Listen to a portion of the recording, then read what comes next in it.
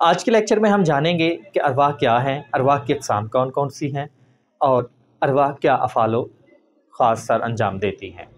السلام علیکم ناظرین، حکیم خرم شہزاد ملی آپ سے مخاطب ہے۔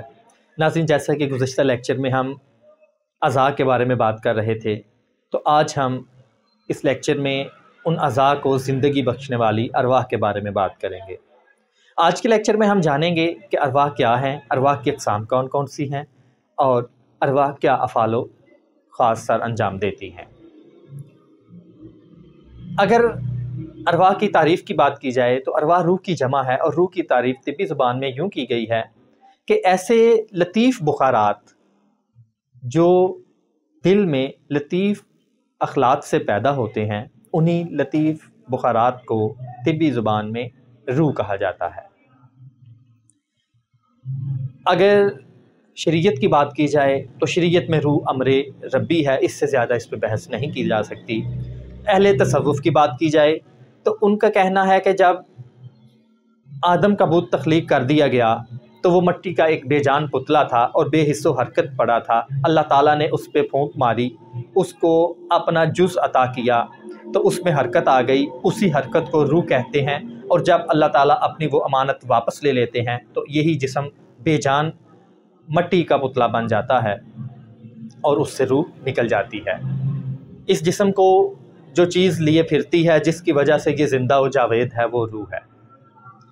اگر اہل فلسفہ کی بات کی جائے تو ان کے نزدیک روح نفس ناطقہ ہے۔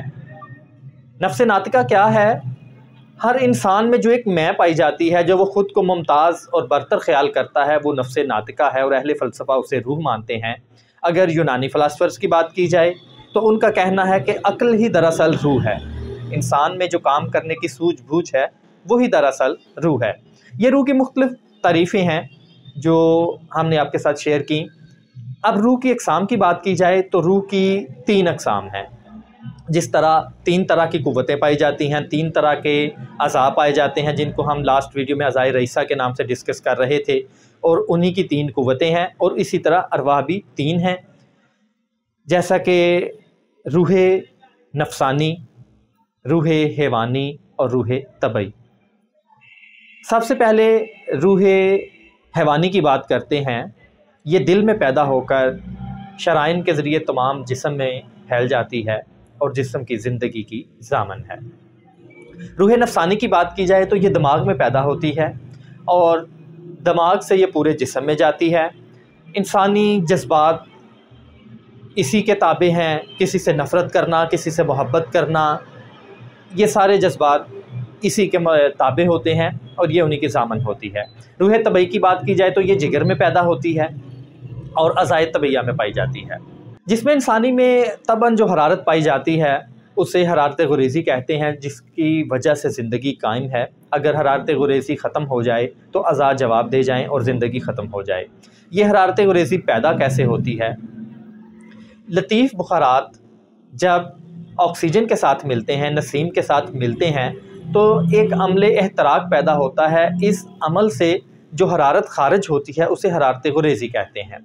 حکماء غذا کو ایندھن مانتے ہیں، جو غذا ہم کھاتے ہیں اس سے لطیف بخارات جو بنتے ہیں، وہ لطیف بخارات ہمارے عمل تنفس کے ذریعے جو آکسیجن ہم ہوا اپنے اندر لے کے جاتے ہیں اس کے ساتھ ملتے ہیں، تو ایک احتراق کا عمل پیدا ہوتا ہے جس کے نتیجے میں حرارت خارج ہوتی ہے۔ تو جب کسی جگہ جلنے کا عمل ہوگا، احتراق کا عمل ہوگا، تو اس سے کاربن ڈائی آکسائڈ بھی خارج ہوگی، حرارت کے ساتھ ساتھ کاربن ڈائی آکسائڈ بھی خارج ہوتی ہے، اور اسی طرح انسانی جسم میں بھی ہوتا ہے۔ تو جو ہمارا نظام تنفس ہے وہ ان بخارات دخانیہ جو روح کے فضلات کہلاتے ہیں ان کو باہر ہوا میں چھوڑتا ہے اور ہوا سے آکسیجن کو اندر لے کے جاتا ہے۔